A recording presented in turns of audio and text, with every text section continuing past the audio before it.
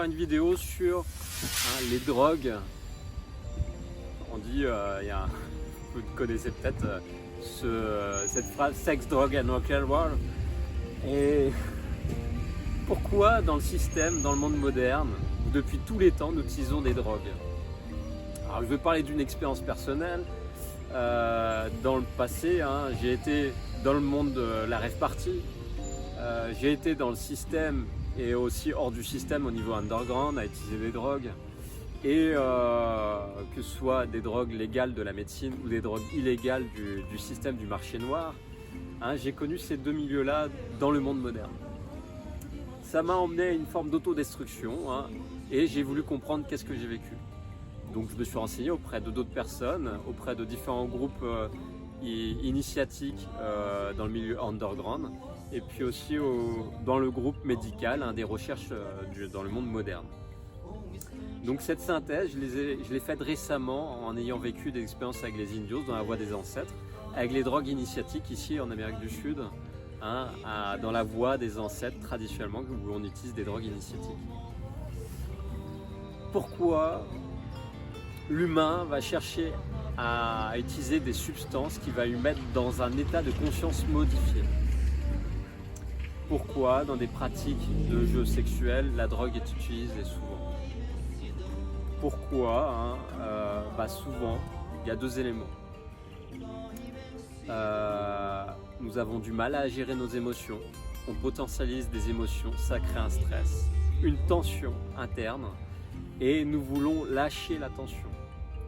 Donc lâcher la tension, il y a différentes façons, il y a 5 vecteurs. Ça peut être le sport, prendre tout le potentiel de tension émotionnelle. Et cette énergie excédente d'émotion, on va la canaliser par un exercice physique. Cette énergie, c'est pas forcément un bon terme, c'est vachement très péjoré actuellement ce terme. Cette force qui nous met en tension, on peut la dégager par différentes solutions, que ce soit le sport. Dans le système, tous les jours, on peut aussi l'utiliser dans les excès de table. Ça va être aussi dans les pratiques de sexualité.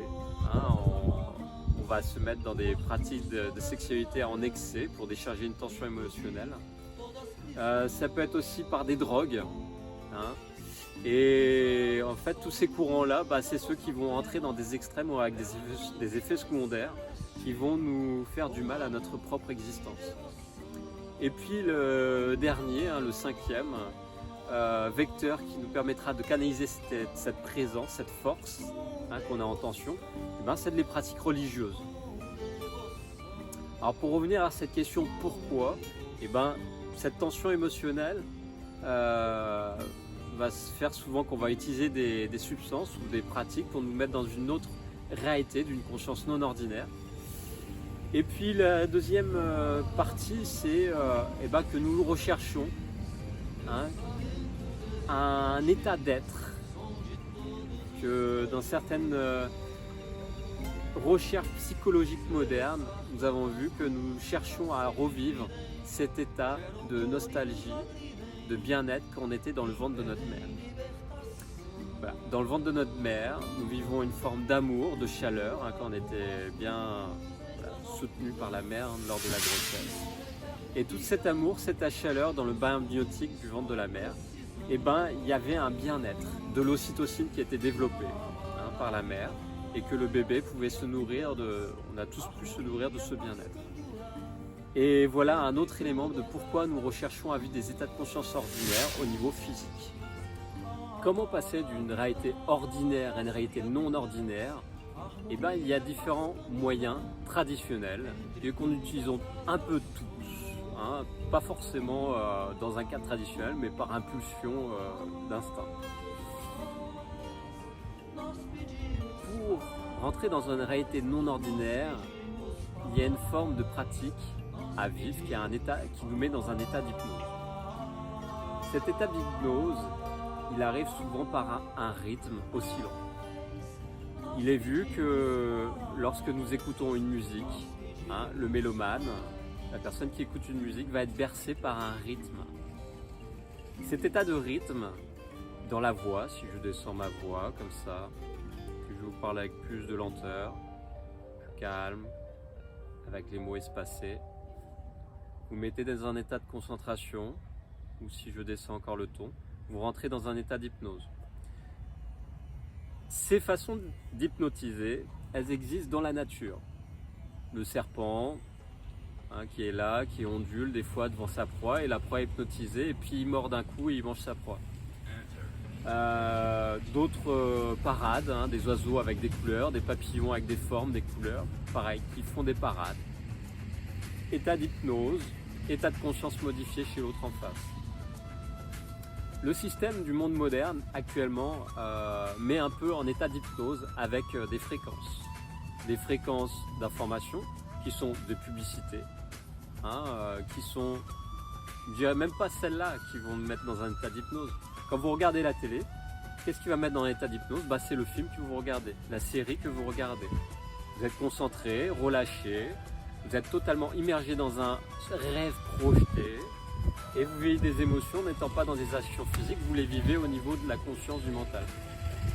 Il est vu que le mental, des fois, ne fait pas la dissociation entre le rêve et la réalité et on peut être pris comme ça émotionnellement dans la charge du rêve qui nous est projeté. La pub arrive et on nous met des informations, on pulse des informations. Voilà, ça s'appelle de la programmation neuronale. Donc à chaque courant publicitaire, vous avez des programmations comme ça qui sont influencées. C'est des techniques d'hypnose qui sont connues depuis tous les temps, ça existait dans les temps.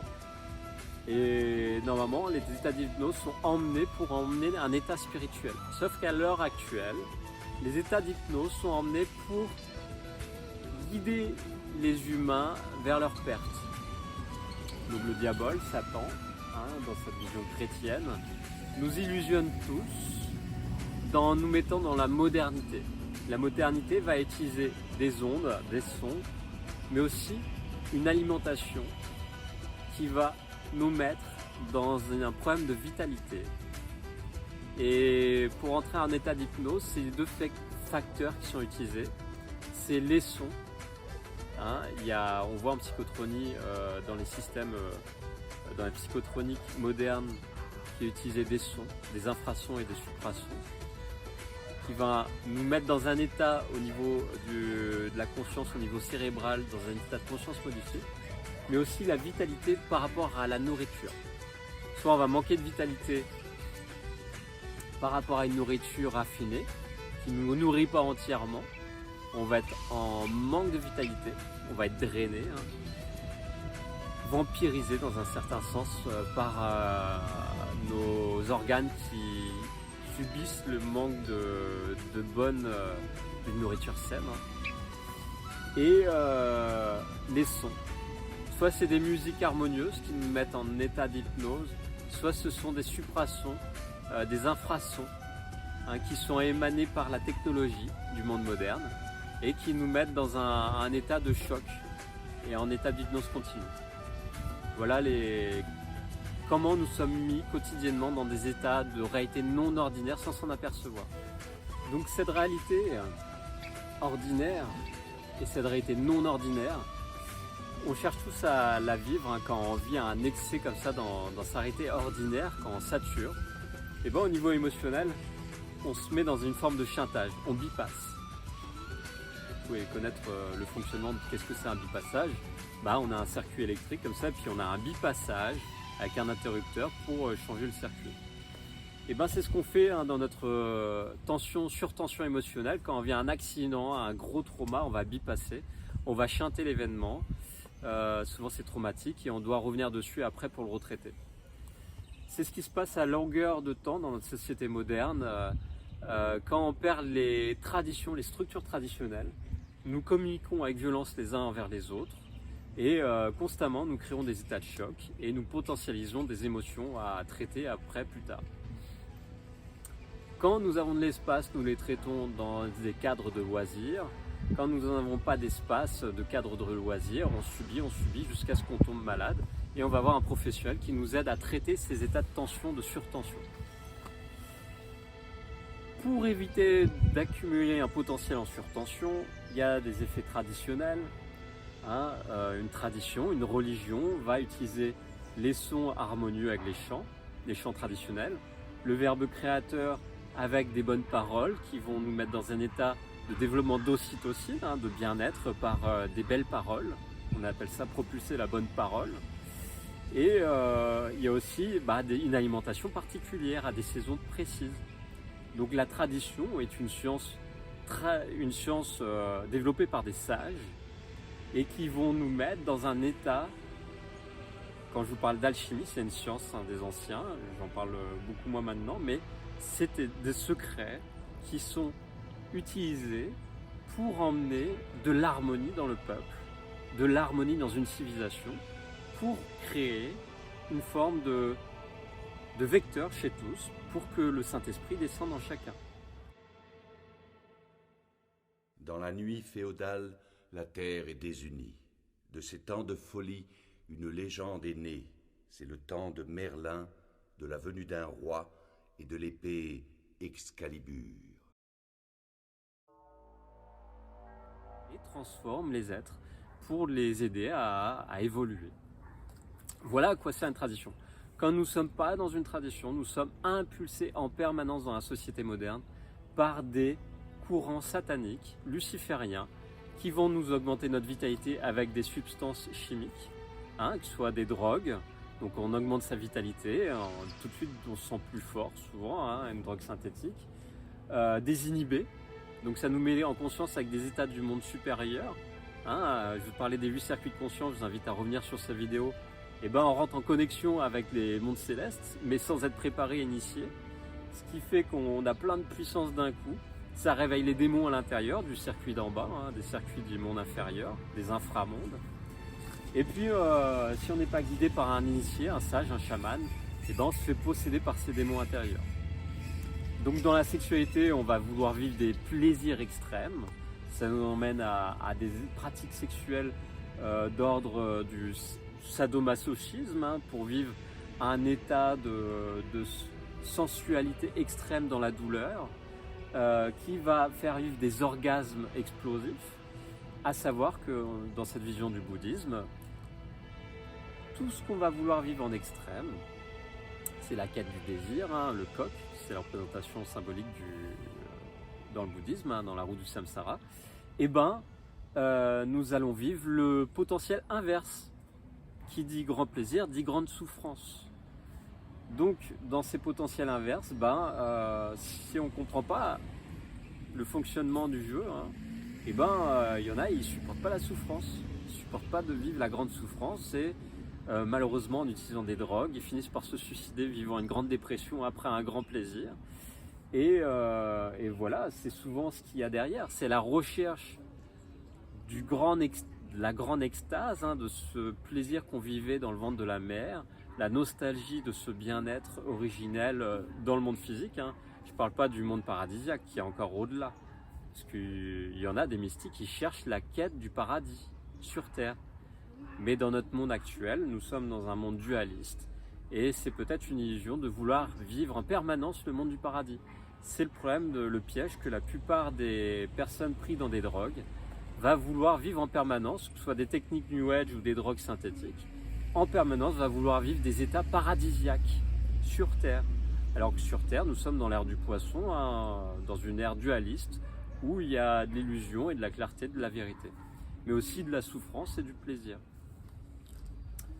Donc voilà, les excès de vitalité sont impulsés soit par des alimentations transformées, soit par des technologies qui nous impulsent de l'électricité dans le corps, donc on a la vitalité qui augmente, ou alors par des pratiques traditionnelles, telles que le yoga ou le qigong en Chine, qui vont nous augmenter la vitalité avec la tradition derrière qui a une alimentation et une prière constante qui nous met dans un état d'hypnose bénéfique pour nous connecter au spirituel, au lieu de nous mettre dans un état d'hypnose pour nous drainer et être dévorés par nos démons intérieurs et des démons extérieurs qui viennent nous guider vers l'enfer en fait. Comment l'hypnose est emmenée avec la technologie? Comme je vous disais, en regardant un film, en regardant un écran déjà, rien qu'en regardant un écran, une lumière impulsée au travers un courant électrique, en regardant cette lumière, nous allons vivre une forme de paralysie de la glande pinéale et de la glande pituitaire. Un peu comme les insectes sont attirés par une lumière bleutée la nuit, ils viennent se griller dans les fils électriques et puis ils finissent dans le fond du bac après être jetés à la poubelle. C'est un peu ce qui est créé avec les technologies, des écrans LCD des téléphones portables, des ordinateurs et des écrans de télévision. C'est une lumière qui nous paralyse, où on reste hypnotisé dans un canapé ou dans un lit. Ou en tout cas face à la lumière bleutée qui sort de cette lumière électronique, ou alors elle est même carrément mise dans nos ampoules. On a des lumières synthétiques qui viennent nous éclairer et nous mettre dans un état d'agitation au niveau du système nerveux. Donc ça, c'est des effets psychotroniques qui vont nous mettre dans des états de conscience modifiés et comme cela, nous sommes facilement influençables. Et en plus nous sommes à vif, c'est-à-dire que nous allons nous méfier souvent en étant à vif au niveau nerveux, fatigué et irrité. Nous allons être en réaction face à l'inconnu. Donc l'inconnu, ça va être notre voisin, l'inconnu, ça va être l'étranger d'un autre monde, l'inconnu, ça va être la nouvelle expérience qui nous permettrait de nous sortir de notre état d'hypnose. On cherche à s'en libérer. Pour sortir de cet inconnu, sortir de cette peur de cet inconnu, c'est de faire l'expérience de faire le pas. Pour faire le pas, en réalité, ça demande de sortir de son rythme, de sa boucle, de ce monde où on vit tous les jours la même chose. Et c'est pour sortir de cette boucle, des fois c'est un état de choc.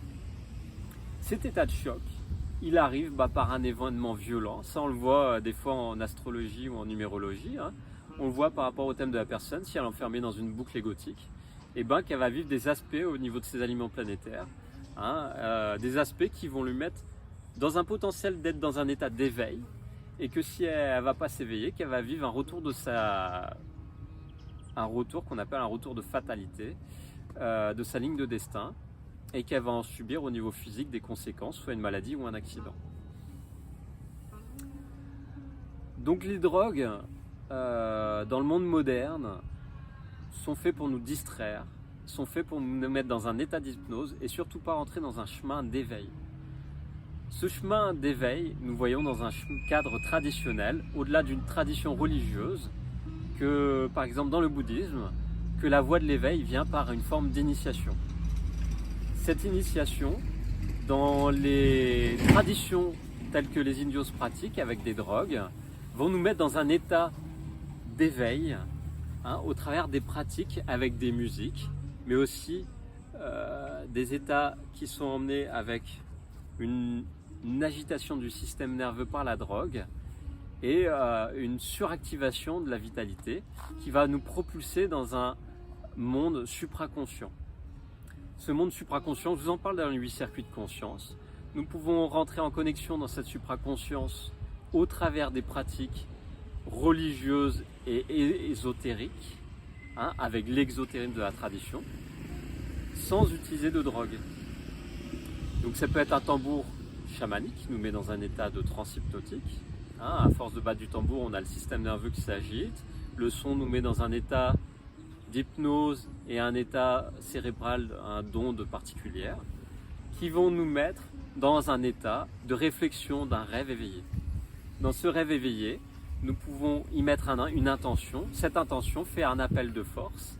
Et cet appel de force, avec des esprits guides dans le chamanisme, ces guides, ces alliés, ces guides alliés vont nous montrer des réponses dans le rêve éveillé aux questions que nous nous posons pour avancer dans notre existence, pour sortir de l'état d'hypnose quotidienne. Donc ça, c'est la vision traditionnelle des peuples premiers, avec un tambour sans drogue.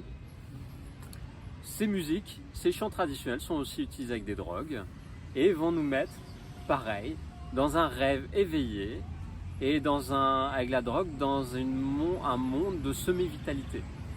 Soit on utilise un effet, on augmente sa vitalité, ou soit on utilise un effet qui va drainer la vitalité, on va être entre deux, c'est entre la mort et la vie. Donc ça nous met un pied dans le monde de la réalité non ordinaire par la mort, une semi-mort.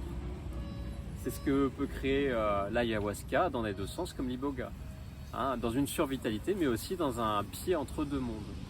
Comme avec certaines drogues, pas que l'iboga, qu'on peut utiliser. Des personnes vivent d'ailleurs, comme je l'ai vécu, des états de mort psychique ou physique, à vivre des rêves éveillés de NDE, d'expériences de vie après la mort. Et ils reviennent avec des informations, ils en parlent, ils en écrivent des livres où des fois n'arrivent pas à se faire comprendre et en deviennent fous parce qu'ils n'arrivent pas à exprimer ce qu'ils ont vécu. Donc voilà dans le système comment on est mis sous état d'hypnose, soit pour nous illusionner, et dans le monde traditionnel des indios, comment utiliser les drogues pour nous mettre dans un état de clarté, de réponse en tout cas à des questions qu'on peut se poser. Maintenant, je vais vous exprimer mon expérience dans la voie des ancêtres ici avec les indios. Donc pour ceux qui me suivent depuis plus d'1 an maintenant, vous avez pu voir, depuis au moins 9 mois, je me suis fait initier dans certaines tribus indios ici locales, comme le lien qu'on a fait avec les Patachouans et Pascal vous fait des vidéos actuellement avec eux sur Paraty. Ces cérémonies que j'ai vécues, j'en ai vécu environ 9 précisément, sur 9 mois, m'ont permis de comprendre ces expériences que j'ai fait en free party bien avant, c'était quand j'ai eu des problèmes de santé à 21 ans, c'était avant 2004, où j'avais vécu différentes expériences en free party, et puis après vers 2007 aussi, grande expérience de maladie. C'était dû à une forme de lutte interne au niveau de mes émotions, où je rentrais en saturation face à des mémoires familiales qui remontaient comme ça, et de mes chocs vécus dans le passé. Donc je prenais des drogues, je fumais du cannabis. Moi je vous déconseille d'utiliser les drogues pour gérer vos émotions. Je préfère vous conseiller d'utiliser des pratiques telles que le yoga, des cours de Qigong que je pourrais vous donner à distance, mais que je vous invite d'ailleurs plus à voir aussi un professeur sur place. Moi je vous invite à faire des soins en même temps que des cours de yoga et de Qigong. Mais ce que je vous déconseille, c'est d'utiliser les drogues pour gérer vos émotions. Utilisez plutôt des pratiques traditionnelles. Les drogues que vous pouvez utiliser, vivez-les plus dans un cadre traditionnel, tel que j'ai fait l'expérience avec les indios, que ce soit en Afrique avec les Bantous, que ce soit au Mexique, je pense aux Peyotes, dans un cadre qui est plus lié aux Incas, aux Mayas, ou ici avec les indios, qui est une forme aussi de la voie des ancêtres qui appartient aux Incas, aux Aztèques. Ce que j'ai vu par expérience, en ayant reçu des initiations dans le yoga et dans le soufisme, dans la voie de l'Advaita, de l'unité transcendante, et dans la voie du soufisme aussi, dans la répétition des verbes sacrés de l'islam,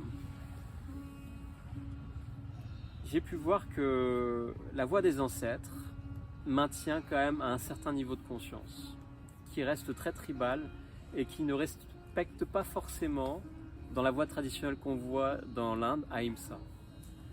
Dans les piliers traditionnels de l'Ashtanga Yoga, Ashtanga c'est-à-dire 8 piliers, nous parlons des yamas et des niyamas. Qu'est-ce que c'est ? C'est les préceptes. Dans les préceptes, il y a une loi qui s'appelle la loi d'Ahimsa, que Gandhi en parlait il y a presque un siècle.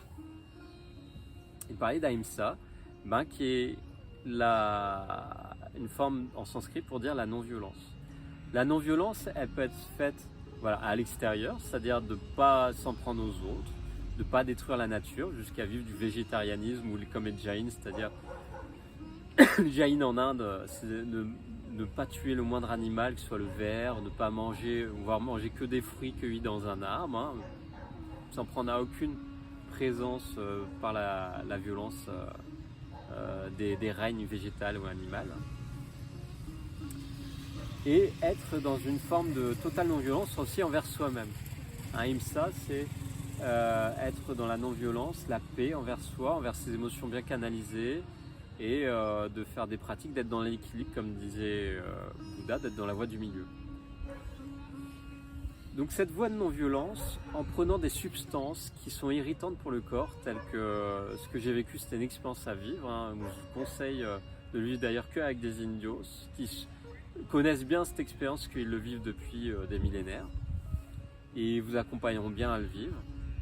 Ça reste quand même dans cette voie traditionnelle, si on veut aller dans un chemin de voie d'éveil, que la prise de drogue va emmener des forces de réaction dans le corps qui sont une forme de violence irritante. Ça va nous mettre dans un état de choc, pousser à sortir de notre boucle d'enfermement d'hypnose, hein, mais ça reste quand même un état violent qui va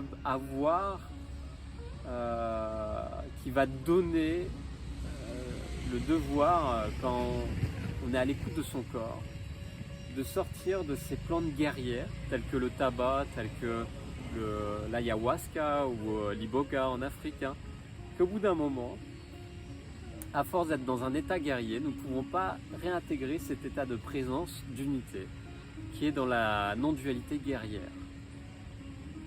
Donc c'est un niveau de conscience, hein, les peuples premiers, la voie des ancêtres. Mais cette voie des ancêtres, comme il est bien dit, hein, c'est les ancêtres qui passent, c'est de la mémoire, une mémoire morte. Et cette mémoire morte ne peut pas donner la possibilité de nous mettre dans une voie d'éveil, d'unité, de réintégration de l'unité, hein, de toutes ces parties d'âme, de toutes ces parties qu'on appelle la réintégration de l'unité primaire, qui va au-delà de la voie des ancêtres. Donc cette voie des ancêtres à explorer, elle est très intéressante à vivre parce qu'elle permet d'explorer les plus profondes mémoires archaïques en soi dans sa lignée familiale, mais aussi au niveau du collectif humain, de réintégrer les aspects de forme animale, de présence animale, de forme présence, hein, des forces formes, pour réintégrer un plein potentiel de son être. Mais au bout d'un moment, comme tous les yogis qui en font l'expérience, hein, je vous parle de Laurent Guyoli qui a écrit les 8 circuits de conscience, c'est un bouddhiste aussi, hein, il a fait l'expérience, qu'au bout d'un moment, on sort des prises de drogue et on n'utilise que le tambour, que la musique. C'est ce que je suis en train de vivre avec le Ubanda.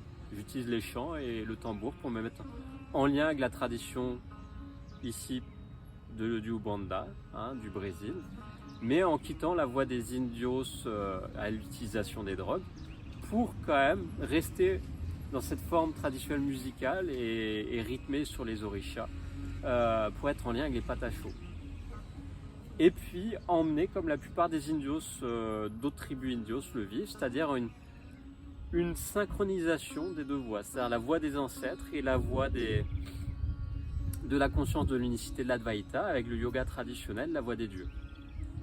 Donc c'est ce que nous faisons ici avec le temple, hein, bouddhiste. Nous allons marier, nous sommes en train de le faire, cette voie des ancêtres, hein, avec la Medicina Sagrada, et la voie des dieux, avec les pratiques qui emmènent dans la non-violence et la réintégration de l'unité primaire. Donc voilà le rôle d'un temple à un degré d'initiation de conscience, c'est de ne pas rejeter la voie des ancêtres, c'est d'en prendre conscience de toute cette violence archaïque qui est une certaine voie d'expérience. Hein. Quand je dis archaïque, nous vivons tous des aspects, nous ne sommes pas tous des maîtres de nos émotions, et nous avons tous des réactions archaïques, hein, dans notre journée. Donc c'est une prise de conscience, hein, de vivre les plus grandes profondeurs en nous, faisant des expériences avec des pratiques de la voie des ancêtres.